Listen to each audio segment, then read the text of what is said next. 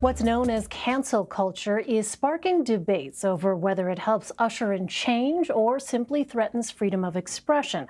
The newest episode for our CBSN Originals Speaking Frankly series dives into these complex conversations. Here's a preview. I think I was 33 years old when I landed my first CFO job. So I had my dream job, basically. I was there, I made it.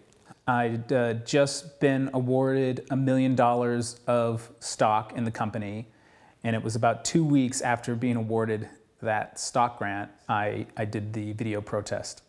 You know I'm getting the free water, right? I do not. Because Chick-fil-A is a hateful corporation. The next day, I go into the office, and the receptionist said, "Adam, what did you do?" This is Adam Smith before a drive-through encounter that would change his life. Why take it out on the poor employees just working the drive-in?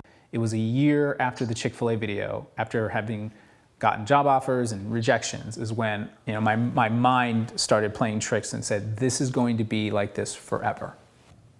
I looked at my life insurance policy, and it was $1 million life insurance policy. It had no exclusions for suicide.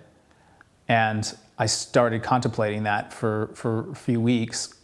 What kept you from taking that drastic step?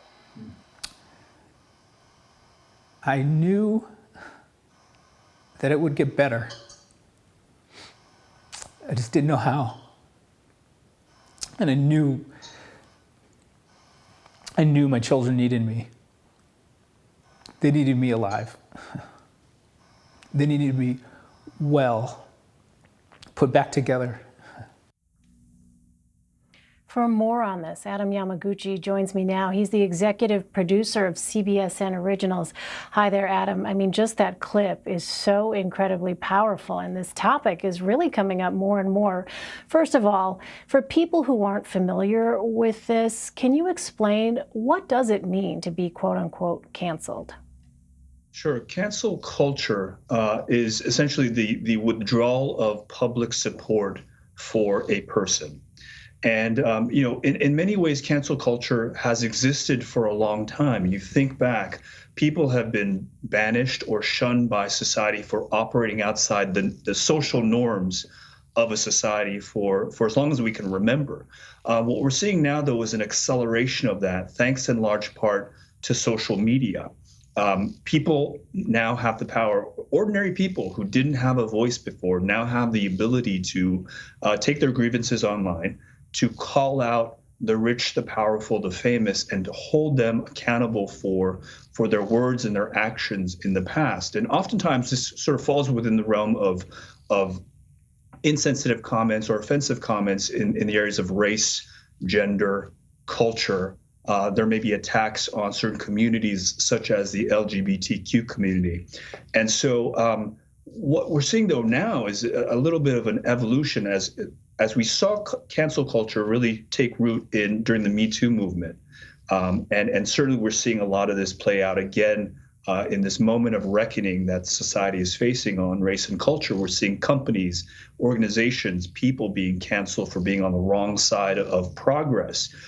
But there are also many people like Adam that we just saw the clip of they're ordinary people who don't have the megaphone, who don't have the platform, who don't have the financial wherewithal to withstand the financial hit that oftentimes comes with cancel culture. And the consequences are you lose your job, you are distanced by those around you, and your well-being may very well hang in the balance.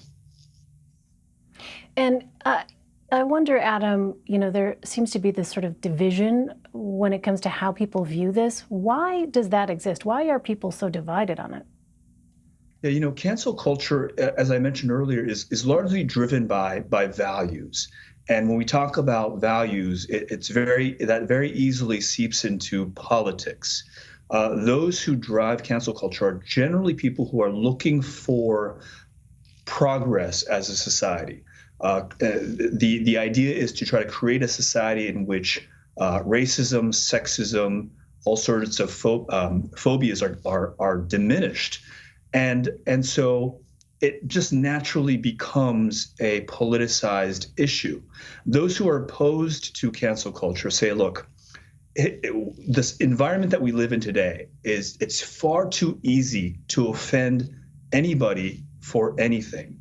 We can't take jokes anymore. And so there's really not a whole lot that anyone can say without being lambasted by society now. And so, and the other thing that people who are opposed to cancel culture say is people are being held to account for comments that they made 10, 20 years ago when those very comments were seen by society as being appropriate or not unacceptable. But we're being held to standards, of today for things that we said in the past, and it's just not fair. It's so interesting in just conversations that I've had with folks about this. It's fascinating to see that you have people on opposite sides of the political spectrum who actually sort of agree sometimes on this notion of there's too much political correctness, and they don't necessarily agree with cancel culture, which is just a fascinating dynamic. I mean, it clearly strikes a nerve. I know more broadly, Adam, CBSN Originals is focusing on culture wars this season. Tell us more about that.